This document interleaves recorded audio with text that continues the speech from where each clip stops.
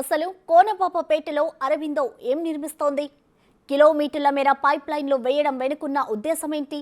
మత్స్యకారుల ఆవేదన ఏంటి? ఈ విషయాల్ని తెలుసుకునేందుకు కోనపాపపేటలో అడుగుపెట్టింది బిగ్ టీవీ. మా టీం పరిశీలనలో ఏం తేలిందో చూడండి. అసలు కొనపేటలో ఏం జరుగుతుందనే విషయం తెలుసుకునేందుకు అక్కడ బిగ్ టీవీ అడుగుపెట్టింది.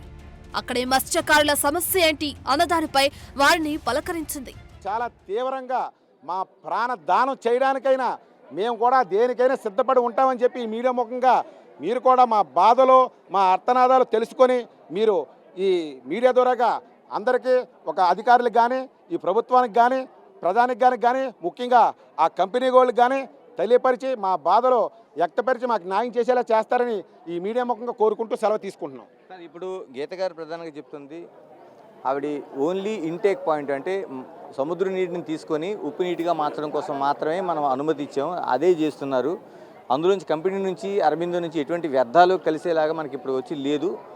అది అపోహలు ఏమైనా ఉంటే ఆ సమావేశంలో క్లియర్ చేస్తారని చెప్తున్నారు. అంటే మీరు ఏమైనా మీకు అటువంటి మీరు సముద్రంలోకి వెళ్ళి వేటాడతారు, మీకు అలాంటి 2 పైపులు ఏమైనా గమనించారా? ఒక్కటే ఉందా? పైపులు అవుట్ ఫుడ్ ఇన్ ఫుడ్ అలాగే ఇంకొక 2 పైపులు వేశారు. మాకు వచ్చే అనుమానం ఏంటంటే ప్యూర్ వాటర్ సాల్ట్ చేసి పంపిస్తానన్నప్పుడు నిజంగా వీళ్ళు చేసే పని మంచి వాటర్ అన్నప్పుడు వాళ్ళకి అవసరమైనప్పుడు ఆ బయటనే పైపులు వేసుకొని ఆ ల్యాండ్లోంచి వాటర్ తీసుకొని ఆ వాటర్ పొలాల్లోకి ఉంచితే పొలాలు కూడా పండుతాయి కదా. మా సముద్రంలోకి ఎందుకు వదలడం? మాకు అనుమానాలు ఏంటంటే మాకు ఇప్పుడు పూర్తిగా మొత్తం సంపద మొత్తం మత్స్య సంపద ఇప్పటికే చాలా నష్టపోయి ఉన్నాం. నిజంగా ఈ పైప్ లైన్ వాళ్ళు ప్యూర్ వాటర్ తీసుకొని మొత్తం వేస్ట్ అంతా కలిపి సముద్రంలోకి వదిలే పరిస్థితి వస్తుంది. ఇప్పటికే నష్టపోయాం. ఈ ఈ ఈ పొల్యూషన్ అంతా లోపలికి వదిలితే ఆ చుట్టుపక్కల 100 కిలోమీటర్ సరెండర్లో పెద్ద చేప దెరికి పిల్ల పెడుతుంది. ఆ పిల్ల దెరినే పెరిగి బారికి వెళ్తుంది. ఈ పెద్ద చేప ఎప్పుడైతే ఈ పిల్ల పెట్టిందో ఈ ఉన్న పొల్యూషన్కి ఆ చిన్నపిల్ల అక్కడికక్కడికే చనిపోయి మా మత్స్య సంపద తక్కువతో పూర్తిగా నష్టపోతుంది. అందుకే మాకు పైప్ లైన్ తీసేయండి. మాకు ఏ రకమైన హామీలు ఇవ్వక్కర్లేదు. మాకు ఏ రకమైన భరోసాలు వద్దు. మాకు ఏ రకమైన మాకు ఎంత శాశ్వత పరిష్కారాలు కూడా మాకు అవసరం లేదు. మాకు ఆ పైప్ లైన్ తీసేసి వాళ్ళు బయటని ఎక్కడో వేసుకుంటే మాకు ఇబ్బందులు ఉండవు. మా మత్స్య సంపద సముద్రం మా హక్కు కాబట్టి మేము ఆటాడుకొని మేము జీవనోపాధి కలుపుకుంటామని చెప్పి మేము ఈ మీడియా ముఖంగా తెలుపుకుంటున్నాం. అంటే ఇప్పుడు సోమవారం నాడు జరిగే సమావేశంలో కానీ మీ ప్రధాన డిమాండ్లు ఇవే ఉంటాయా? లేకపోతే ఈ పరిష్కారం కాకపోతే ఏం చేస్తారా? ఆందోళన కంటిన్యూ అవుతుందా? మేము అడిగే ముఖ్యంగా పైప్ లైన్ శాశ్వతంగా తొలగించాలి. అదొకటి చేస్తే అక్కడితో మేము వచ్చి ఉద్యమాన్ని నిర్వహించుకొని మేము ఏట కొనసాగించుకుంటాం. ఆ పైపులు వేసిన పైపులు తీసేస్తే లేని పక్షంలో మా గ్రామానికి ఇంచుమించు ఒక 8,000 మంది జనాభా ఉన్నారు. 8 నుంచి 10,000 మంది, 3,000 కుటుంబాలు ఉన్నాయి, 200 బోట్లు ఉన్నాయి, 150 నుంచి 200 బోట్లు. మేము కొన్ని షరతులు వాళ్ళకి అందులో మేము హామీలు పెట్టడం జరిగింది. ఎందుకంటే మేము ఉదయం నుంచి చూస్తున్నాం మీ ఆందోళన. ఈ రోజు వచ్చారు, అంతకుముందు ఎవరైనా వచ్చారు? ఎవరు రాలేదు సార్. ఇప్పటి వరకు కూడా 4 రోజుల నుంచి కూడా ఎవరు రాలేదండి. ఈ రోజు ఆవిడ తూతుమంతరంగా వచ్చి ఏదో 2 మాటలు మీ బిగ్ టీవీ వచ్చాక ఈ టీవీ మీరు గడిగడికి లైవ్ ఇస్తే అది చూసి మేడం గారు స్పందించి కూడా వచ్చారు. ఇలాగే మేము ఇంకా మిగతా లీడర్లు కూడా ఏ పార్టీ అని పార్టీల తరపు నుంచి మేము మాట్లాడలేదండి. మీడియా పూర్వకంగా మీరు రాజకీయ నాయకులు చెప్తున్నాం. అసలు ఈ ఆందోళనకు మొత్తం కేంద్ర బిందువైన అరబిందో ఫ్యాక్టరీని సందర్శించింది బిగ్ టీవీ టీం. అసలు అక్కడ ఏం పనులు జరుగుతున్నాయి, అవి దేనికోసం అన్న విషయాలపై ఆరా తీసింది. నిజానికి ఈ ఫ్యాక్టరీ సైట్ను సందర్శించడం మామూలుగా సాధ్యపడలేదు. భారీ బందోబస్తు మధ్య నిర్మాణ పనులు కొనసాగిస్తోంది అరబిందో. కానీ ప్రాణాలకు తెగించి మరీ అక్కడ అడుగుపెట్టింది బిగ్ టీవీ టీం. కోనపాపపేటలో జరుగుతున్న ఆందోళనకు కారణం ఏంటి? అరబిందో కంపెనీ ఏం చేస్తుంది? ఇప్పుడు ఇదే ప్రధానమైన ప్రశ్న.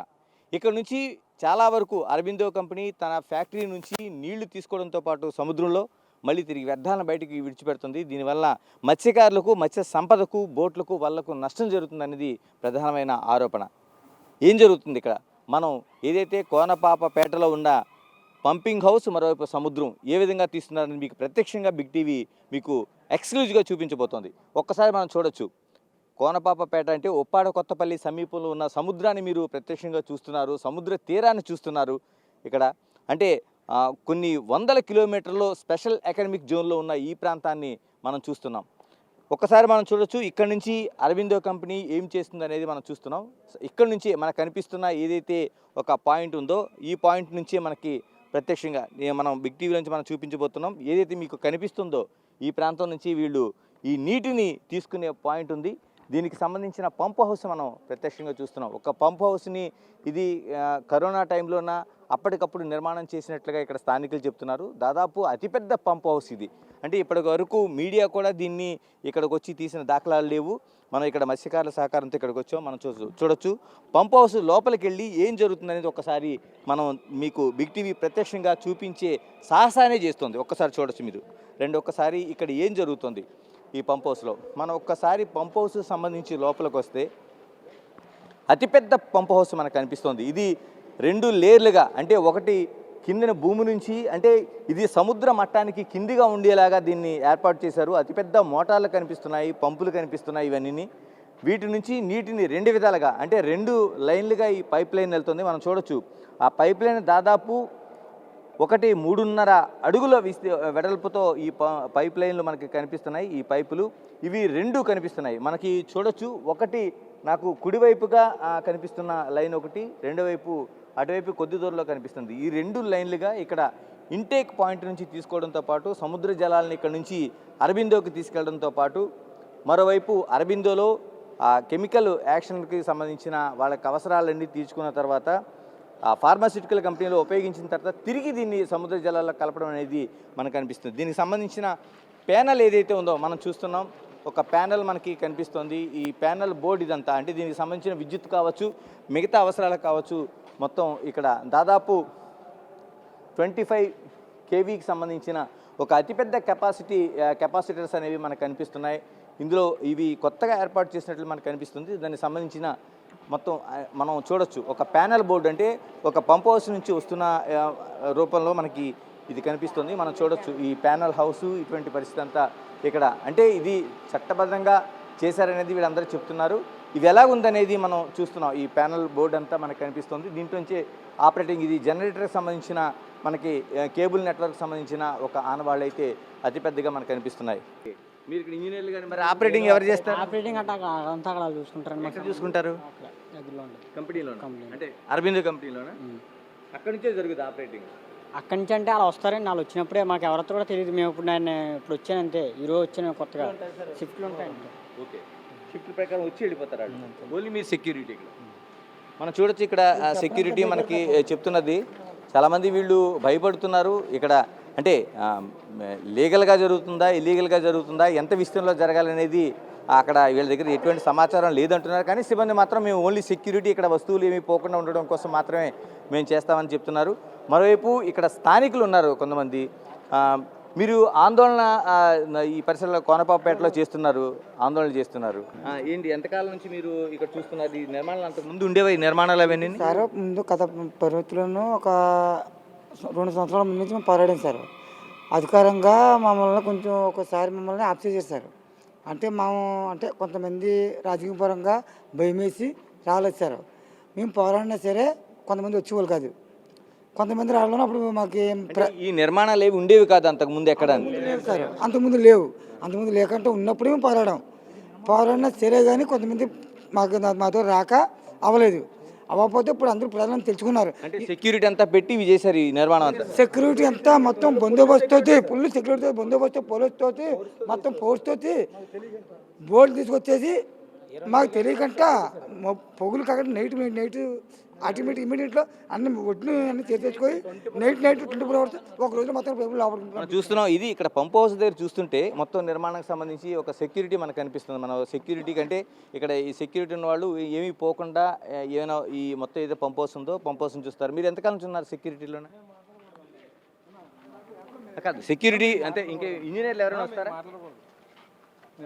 మనం చూస్తున్నాం సెక్యూరిటీ మాకు మాట్లాడే రైట్ లేదని చెప్తున్నారు. మనం పంప్ హౌస్ మరొకసారి చూస్తే ఇది దాదాపు ఒక 3-4 అంతస్తులు కింది నుంచి, అంటే ఇది ఒక అండర్ గ్రౌండ్ తీసుకెళ్లారు దీన్ని. ఒక 3-4 అంతస్తులు మనం మామూలుగా బిల్డింగ్ లెవెల్లో అంచనా వేస్తే దాదాపు 30-40 అడుగుల లోపల నుంచి ఇది ఒక అండర్ గ్రౌండ్ నిర్మాణం చేశారు. ఈ పంప్ హౌస్ వేశారు. ఇవి బయటికి ఎక్కడా కనిపించవు, ఓన్లీ పంప్ హౌస్. మనం చూస్తున్నాం ఒక్కసారి ఈ పంప్ హౌస్ సంబంధించిన ఇప్పుడు నేను ఏదైతే నడుస్తున్నానో ఇది బేస్మెంట్. ఈ బేస్మెంట్ కింద నుంచి, అంటే ఆ 30-40 అడుగుల ఏదైతే పంప్ హౌస్ ఉందో ఈ పంప్ హౌస్ పైప్ లైన్ కూడా కింద నుంచి నడుస్తాయి. ఇక్కడి నుంచి ఆపరేటింగ్ జరిగింది. మనకి ఏదైతే సముద్రం ముఖం కనిపిస్తుందో, అంటే ఆ ఇసుక దిబ్బల మధ్య నుంచి సముద్రం కనిపిస్తుంది, ఇక్కడ నుంచి ఈ పైప్ లైన్లని రన్ చేశారు కింద నుంచి. అంటే దాదాపు 30-40 అడుగుల లోపల నుంచి ఈ పైప్ లైన్లన్నీ రన్ అయ్యాయి. నేను వెళ్తున్న మార్గంలోనే, నేను ఏదైతే నడుస్తున్నానో ఈ మార్గం అంతా, ఈ మార్గం కింద నుంచి ఈ పైప్ లైన్లన్నీ రన్ అయ్యాయి. ఇందుకు సంబంధించిన ఆనవాళ్ళన్నీ మనకు కనిపిస్తున్నాయి మొత్తం టోటల్గా. ఈ కింద నుంచి అంటే ఇక్కడ మనం చూస్తే మామూలుగా సాధారణంగా ఎవరైనా చూస్తే, అంటే ఈ సముద్ర తీరానికి వచ్చి ఎవరైనా చూస్తే కేవలం ఇగో ఇక్కడ కనిపిస్తున్న ఇసుక మాత్రమే కనిపిస్తుంది. అంటే ఈ ఇసుక కింద ఏముందో ఎవ్వరికీ తెలియని పరిస్థితి. ఈ ఇసుక కింద దాదాపు 30-40 అడుగుల కింద నుంచి ఈ పైప్ లైన్లు అనేవి రన్ అవుతున్నాయి. అంటే స్పెషల్ ఎకనమిక్ జోన్లో వీళ్ళందరికీ పర్మిషన్లు ఉండొచ్చు. అయితే మత్స్యకారులు ఇప్పుడు ఆందోళన చేస్తున్నారు. అంటే ఈ పైప్ లైన్ల వల్ల ఏదైతే నీటిని తీసుకుంటున్నారు, మరోవైపు దీనికి సంబంధించిన ఏదైతే వ్యర్థాలని సముద్రంలో వదలటం వల్ల మత్స్య సంపద నష్టపోతున్నామని చెప్తున్నారు. ఇలాంటి పరిస్థితుల మధ్య ఇక్కడ ఇది తీసేయాలనేది ప్రధానమైన డిమాండ్. అంటే ప్రజలు ఎవరికి కనిపించట్లేదు. అంటే బయట నుంచి ప్రపంచానికి చూస్తుంటే వీళ్ళ ఆందోళన ఒకటే కనిపిస్తుంది, కానీ ఈ ఆందోళనకు కారణమైన పైప్ లైన్లు అనేవి ఎక్కడి నుంచి ఉన్నాయో తెలియదు. మనం చూస్తున్నాం, ఇప్పుడు ప్రత్యక్షంగా బిగ్ టీవీ మీకు చూపించింది ఏదైతే సముద్రం దగ్గరలోనే, అంటే దాదాపు ఇప్పుడు మనకు కనిపిస్తున్న సముద్రంలోన ఈ భూమి నుంచి రన్ చేసిన తర్వాత దాదాపు 3-4 కిలోమీటర్ల లోపల వరకు ఈ 30-40 అడుగుల దీంట్లోంచి వెళ్ళి ఈ పైప్ లైన్లు ఉన్నాయి. అక్కడి నుంచి నీళ్లు తీసుకుంటున్నారు. ఏదైతే ఇంటేక్ పాయింట్ మనం చూస్తున్నాం కదా, ఇవి టోటల్గా ఇంత పెద్ద ఏదైతే ఉందో మనకి ఇంటేక్ పాయింట్కి సంబంధించిన ఈ పంప్ హౌస్ కనిపిస్తుంది. ఈ పంప్ హౌస్ నుంచి ఈ విధంగా నీటిని తీసుకెళ్తున్నారు. ఇది అంటే కోనపాపపేటలో జరుగుతున్న ఆందోళన ఎందుకు జరుగుతుంది, అసలు ఈ ఆందోళన ఎందుకు జరుగుతుంది, ఈ పైప్ లైన్లు ఎక్కడి నుంచి రన్ అవుతున్నాయి అనేది మీకు ప్రత్యక్షంగా చూపించే సాహసాన్ని బిగ్ టీవీ చేసింది. మత్స్యకారుల ఆందోళనలు, వారి ఆవేదనపై వరుస కథనాలు ప్రచారం చేసింది బిగ్ టీవీ. దీంతో అధికారులు, రాజకీయ నేతలు కదలివచ్చారు. ఎంపీ వంకా గీత మత్స్యకారుల ఆందోళన శిబిరాన్ని సందర్శించారు. మత్స్యకారుల సమస్యపై సోమవారం నాడు అధికారులతో భేటీ కానున్నట్లు ఎంపీ వంకా గీత వెల్లడించారు. వారి సమస్యలను అడిగి తెలుసుకున్న ఎంపీ వాటి పరిష్కారానికి కృషి చేస్తామని హామీ ఇచ్చారు. మేము కలెక్టర్ గారితో కూడా మాట్లాడతాం. తప్పకుండా మత్స్యకారుల జీవన వృత్తికి కానీ, మత్స్యకారుల వేటకి కానీ ఏదైనా ఇబ్బంది వచ్చినట్లయితే దానికి పరిష్కార మార్గం చూపించాలి. మత్స్యకారుల యొక్క న్యాయమైన కోరికని తప్పనిసరిగా వాళ్ళందరూ ఆ న్యాయమైన కోరికని తప్పనిసరిగా తీర్చాల్సిన బాధ్యత ఉంది. అంటే రేపు నాయకులందరినీ కూడా ఆర్డీఓ గారు సోమవారం మీటింగ్ పెట్టడానికి నాయకులు రమ్మన్నారు. ఆ నాయకులతో మాట్లాడిన తర్వాత మేము కూడా ఏ విధంగా చేయగలం అనేది చెప్తాం. కలెక్టర్ గారితో, అరవిందో కంపెనీతో కూడా మేము కూడా మాట్లాడి తప్పకుండా మత్స్యకారులకి న్యాయం చేయాలని కోరుతాం. బిగ్ టీవీ కథనాలతో మత్స్యకారుల సమస్య పరిష్కారానికి దారిపడింది. అయితే ఈ అధికారుల మాటలను తాము పూర్తిగా నమ్మే పరిస్థితి లేదంటున్నారు వారు. అరబిందో పైప్ లైన్లు తొలగించాలి సముద్రం నుంచి, లేకపోతే ఖచ్చితంగా తమకు శాశ్వత పరిష్కారం చూపించాలని కోనపాప మత్స్యకారు కుటుంబాలతో పాటు జరుగుతున్న ఆందోళన మనం ఒకసారి చూస్తున్నాం. ఇది ఈరోజు ఒక స్పష్టమైన హామీ ఇవ్వకపోయినా జిల్లా కలెక్టర్ సోమవారం నాటికి ఒక జాయింట్ మీటింగు మత్స్యకారులతో పాటు, మరోవైపు అరబిందో సంస్థ యాజమాన్యంతో పాటు రెవెన్యూ, మత్స్య ఇలాంటి పర్యావరణ అనేక శాఖలతో ఒక 5-6 డిపార్ట్మెంట్లతో కలిపి ఈ సమావేశాన్ని నిర్వహించి ఒక వాళ్ళకి మత్స్యకారులకు ఉన్న భయాలు కావచ్చు, లేకపోతే అపోహలు కావచ్చు, దానిపైన ఒక క్లారిటీ ఇచ్చే అవకాశం ఉందనేది ఒక స్పష్టత అయితే వస్తుంది. దీంతో ఇప్పటికే అంటే కాకినాడ ఎంపీగా ఉన్న వంగా గీత ఈరోజు ఇప్పుడు కొద్దిసేపటి క్రితం ఇక్కడికి వచ్చారు. ఈ శిబిరం దగ్గరికి వచ్చి వీళ్ళ డిమాండ్లు వినడంతో పాటు వాళ్ళకి ఏదైతే కలెక్టర్ ఆధ్వర్యంలో జరుగుతున్న రెవెన్యూ సమావేశానికి హాజరై ఆ తర్వాత వచ్చిన తర్వాత మీరందరూ అపోహలు కానీ మీకు తొలగకుండా ఉంటే ఆ తర్వాత ప్రభుత్వ పరంగా మనం ఏం చేయాలని దానిపైన ఆలోచిద్దాం, మీ ఉద్యమంతో పాటు నేను ఉంటాననే హామీని ఇవ్వడంతో వీళ్ళు కొంత శాంతించారు. అయితే ఈ ఉద్యమం ఇక్కడి వరకు కొనసాగుతూ ఉంది. సోమవారం నాడు 11 గంటల తర్వాత వీళ్ళు అక్కడికి వెళ్ళే అవకాశం ఉంది. అయితే ఈరోజు ఉదయం నుంచి కూడా బిగ్ టీవీ కంటిన్యూగా ఒక జరుగుతున్న ఆందోళనను ముందుకు తీసుకొచ్చింది, వాళ్ళ డిమాండ్ల ముందుకు తీసుకొచ్చింది. కంటిన్యూగా మనం లైవ్ల ద్వారా నడిపిస్తున్నాం. వాళ్ళు దీంతో ప్రజాప్రతినిధులు, అధికారులు ఒకసారిగా కదిలారు. వంగా గీత కూడా ఈ నేపథ్యంలోనే ఇక్కడికి ఈ శిబిరం వద్దకు చేరుకొని ఆవిడ ఒక హామీ ఇవ్వకపోయినా ప్రభుత్వం జరుపుతున్న ఏదైతే ఒక ఈ రేపు సోమవారం నాటికి ఒక సమావేశం ఉందో దానికి సంబంధించి హాజరైన తర్వాత నేను తన నిర్ణయాన్ని తెలియజేస్తానని ఆవిడ చెప్పింది. అంటే అప్పటి వరకు ఉద్యమం ఏం చేయబోతున్నారు? ఉద్యమ నాయకులు ఇక్కడ మత్స్యకార ఉద్యమ నాయకులు ఉన్నారు. చెప్పండి, వంగ గీత వచ్చారు ఎంపీ, ఏం చెప్పారు ఆవిడ, మీరేమంటున్నారు? మేము అన్నది ఏంటంటే, మాకు ఈ 4 రోజులు చేసిన ఉద్యమానికి కలెక్టర్ గారు, ఆర్డీఓ గారు అంటే ఈరోజు 11 గంటలకి మాకు సిట్టింగ్ ఏర్పాటు చేస్తానని చెప్పడం జరిగింది. అది పోస్ట్ పోయిన్ అయ్యి రేపు ఆదివారం నిమిత్తం సెలవని చెప్పి సోమవారం అని చెప్పారు. ఆల్రెడీ మేము చేసిన ఉద్యమాలకు వాళ్ళు దిగి వచ్చి సోమవారం అని చెప్పారు. మమ్మల్ని ఇలాగే పొడిగింతూ మాకు సరైన న్యాయం చేసేలాగా వాళ్ళ దృష్టిలో మాకు కనబడట్లేదు.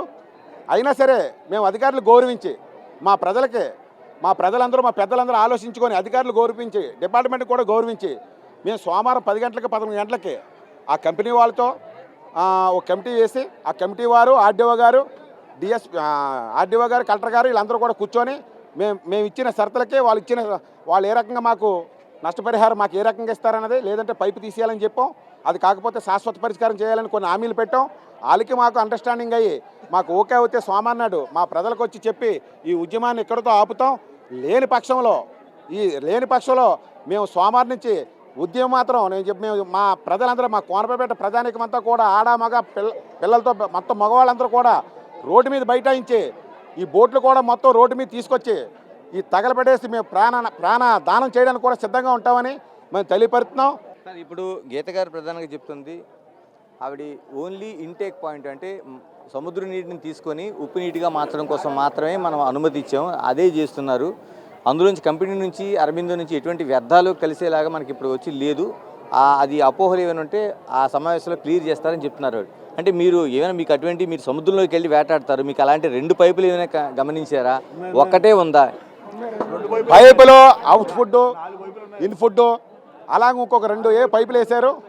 మాకు వచ్చే అనుమానం ఏంటంటే, ప్యూర్ వాటర్ సాల్ట్ చేసి పంపిస్తానన్నప్పుడు నిజంగా వీళ్ళు చేసే పని మంచి వాటర్ అన్నప్పుడు వాళ్ళకి అవసరమైనప్పుడు ఆ బయటనే పైపులు వేసుకొని ఆ ల్యాండ్లోంచి వాటర్ తీసుకొని ఆ వాటర్ పొలాల్లోకి ఉంచితే పొలాలు కూడా పండుతాయి కదా, మా సముద్రంలోకి ఎందుకు వదలడం? మాకు అనుమానాలు ఏంటంటే, మాకు ఇప్పుడు పూర్తిగా మొత్తం మత్స్య సంపద ఇప్పటికే చాలా నష్టపోయి ఉన్నాం. నిజంగా ఈ పైప్ లైన్ వాళ్ళు ప్యూర్ వాటర్ తీసుకొని మొత్తం వేస్ట్ అంతా కలిపి సముద్రంలోకి వదిలే పరిస్థితి వస్తుంది. ఇప్పటికే నష్టపోయాం. ఈ పొల్యూషన్ అంతా లోపలికి వదిలితే ఆ చుట్టుపక్కల 100 కిలోమీటర్ సరెండర్లో పెద్ద చేప దరికొచ్చి పిల్ల పెడుతుంది. ఆ పిల్ల దరినే పెరిగి బారికి వెళ్తుంది. ఈ పెద్ద చేప ఎప్పుడైతే ఈ పిల్ల పెట్టిందో ఈ ఉన్న పొల్యూషన్కి ఆ చిన్నపిల్ల అక్కడికక్కడికే చనిపోయి మా మత్స్యశాఖ తక్కువతో పూర్తిగా నష్టపోతుంది. అందుకే మాకు పైప్ లైన్ తీసేయండి. మాకు ఏ రకమైన హామీలు ఇవ్వక్కర్లేదు, మాకు ఏ రకమైన భరోసాలు వద్దు, మాకు ఏ రకమైన మాకు ఎంత శాశ్వత పరిష్కారాలు కూడా మాకు అవసరం లేదు. మేము బిగ్ టీవీగా ఉదయం నుంచి ఇక్కడ చూస్తున్నాం ఈ ఆందోళన అంతని. అన్ని మార్గాల్లో కూడా మీరు బంధించి గ్రామం చేస్తున్నారు. మరి సోమవారం నాడు మీటింగ్ జరుగుతుంది, అప్పటి వరకు ఏమైనా రిలీఫ్ ఇస్తారా వీళ్ళకి? మాకు న్యాయం తేలే వరకు కూడా ఈ ఉద్యమం ఆగదు. మేము ఉద్యమం ఇలా కొనసాగిస్తూనే ఉంటాం. సోమవారం వాళ్ళకి మాకు అయిన ఈ సిట్టింగ్లో మాకు న్యాయం జరిగితే ఇక్కడతో ఉద్యమం విరమించుకుంటాం. మాకు అనుకూలంగా లేకపోతే మటుకి ఇది ఓన్లీ ఉద్యమం మేము శాస్త్రతంగా చేస్తాం. లేకపోతే మాత్రం చాలా తీవ్రంగా, చాలా ఉద్యమంగా మేము చెప్తున్నాం కదా, చాలా దారుణంగా ఉంటుంది. అది మేము ప్రాణహాని కూడా, ప్రాణాలు ఇవ్వడానికి కూడా మేము సిద్ధంగా ఉంటామని చెప్పి మీడియా మొక్క తెలుపుకున్నాం. ప్రతి లీడరు గమనించవలసిన విషయం ఏంటంటే, ఏ మత్స్యకారుడు కూడా ప్రభుత్వాల మీద ఒత్తిడి తీసుకొచ్చి ప్రభుత్వ ఆస్తులు ఎప్పుడూ నాశనం చేయలేదు. ఇప్పుడు కూడా చాలా శాంతియుతంగా చేస్తున్నాం. నిజంగా కానీ ఈ ప్రజలు కానీ మూడో కంటూ శివుడు తెరిచేస్తాడో లేదో తెలియదు, కానీ వీళ్ళ కడుపు మండి ఉన్నారు. నిజంగా చెప్తున్నారు. ఆ రోజు కుటుంబాలు కాదండి, చిన్నపిల్లలు కూడా ఒక సింహం అయిపోయి గర్జిస్తారు. ఇక్కడ ఈ కోనపేటలో చిన్నపిల్లోడు కూడా ఇదైపోతాడు. తమ సమస్యకు పరిష్కారం కోసం చొరవ చూపిన బిగ్ టీవీకి ప్రత్యేక ధన్యవాదాలు తెలిపారు మత్స్యకారుడు.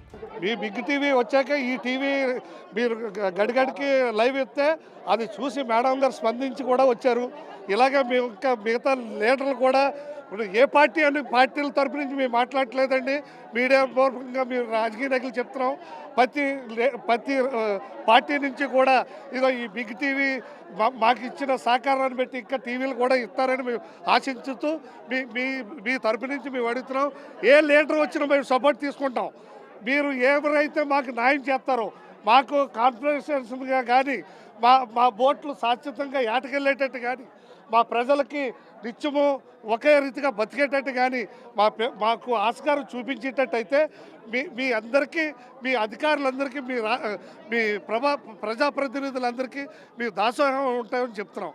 ఈ రోజు వచ్చారు సార్, ఇప్పుడు వరకు ఎవరు కూడా రాలేదు. ఆవిడ కూడా వచ్చి 2 మాటలు ఏదో కావాలని చెప్పారు తప్ప కానీ ఆవిడ కూడా చేసే ఉద్దేశాలు అయితే మాకైతే స్పష్టమైన హామీ అయితే ఏమీ ఇవ్వలేదండి. ఆవిడ కూడా స్పష్టమైన హామీ ఇచ్చే విధానం అయితే కనబట్టలేదు. ఇప్పుడు రేపు చూసి సోమవారం నాడు స్పష్టమైన హామీ మాకు రాకపోతే ఎమ్మెల్యేకి కానీ, ఎంపీకి కానీ, మినిస్టర్ గారు కానీ ఎవరికైనా ఒకటే చెప్తున్నాం, సోమవారం నాడు మా మత్స్యకారులు తడాకేంటో పూర్తిగా వాళ్ళు చూస్తారనేసి మీ బిగ్ టీవీ తరఫున మేము కోరుకుంటున్నామండి. మీ బిగ్ టీవీ వల్లే వాళ్ళు కూడా దిగొచ్చారని మేము అనుకుంటున్నాం. మీ బిగ్ టీవీకి మనస్ఫూర్తిగా కృతజ్ఞతలు కూడా మేము తెలియజేసుకుంటున్నామండి. ఇప్పుడు వరకు కూడా ఎవరు కూడా ఎంతవరకు మాకు లైవ్ కూడా ఇచ్చే పరిస్థితుల్లో రానివ్వలేదండి. దాన్ని కూడా మీడియాను కూడా ఆపే ప్రయత్నం కూడా ఈ ప్రభుత్వాలు చేసే మీరు ధైర్యంగా మీ బిగ్ టీవీ ముందుకు వచ్చింది కాబట్టి ఈరోజు ఎంపీ గారు మా ముందుకు రావడం జరిగిందండి. లేకపోతే ఇది కూడా వచ్చే పరిస్థితి అయితే లేదు, కనబట్టలేదండి మాకు. మరి మత్స్యకారుల సమస్యకు పరిష్కారం దొరుకుతుందా? వారి ఆందోళనకు పులి స్టాప్ పడుతుందా? అరబిందో కంపెనీ దిగవచ్చి పైప్ లైన్లను తొలగిస్తుందా? ఈసారైనా వారి సమస్యకు శాశ్వత పరిష్కారం దొరుకుతుందా? ఈ ప్రశ్నలన్నిటికీ సోమవారం జరిగే సమావేశం తర్వాత స్పష్టత రానుంది. చాలా వరకు ప్రజలందరూ, నాయకులు కూడా ఒక ఆగ్రహాన్ని అయితే వ్యక్తం చేస్తున్నారు. అంటే పూర్తిగా ఏదైతే ఇప్పుడు ఈ ఆందోళన ఉందో, ఇది ఆందోళన అనేది ఎట్టి పరిస్థితుల్లో ఆగే సమస్య లేదు. ఇది సోమవారం నాడు ఏదైతే 11 గంటలకి సోమవారం నాడు 11 గంటలకి సమావేశం ఉందో, ఈ సమావేశంలో ఏ నిర్ణయం జరుగుతుందనేది వాళ్ళది వింటాం మేము. మా డిమాండ్లు అంటే ప్రధానమైన డిమాండ్ పైప్ లైన్లు తీసేయాలి ఇక్కడ నుంచి, లేకపోతే ఏదైతే 5 డిమాండ్లు ఉన్నాయో ఇక్కడ శాశ్వత పరిష్కారం చూపించడంతో పాటు ఉద్యోగం, ఇలాంటి అనేక డిమాండ్లు ఉన్నాయి వీళ్ళకి, నష్టపరిహారంతో పాటు ఈ డిమాండ్లను నెరవేర్చితేనే ఆందోళన విరమిస్తాం, లేకపోతే అప్పటి వరకు ఈ ఆందోళన ఇలాగే కొనసాగుతుంది. ఇప్పటి వరకు శాంతియుతంగా చేసాం, మా బోట్లు మేము మాత్రమే తగలబెట్టుకున్నాం. అది కానీ కాకపోతే సోమవారం నాడు సమావేశంలో ఏదో ఒకటి తేలకపోతే, ఇక్కడ మత్స్యకారులకు న్యాయం జరగకపోతే ఖచ్చితంగా ఈ ఉద్యమం తీవ్ర స్థాయికి వెళ్తుంది. ఇది పూర్తిగా పరిధి దాటి హద్దులు దాటుతుంది అనేది ఒక హెచ్చరిక అయితే చేస్తున్నారు. కెమెరా పర్సన్ సంతోష్తో గణేష్, బిగ్ టీవీ.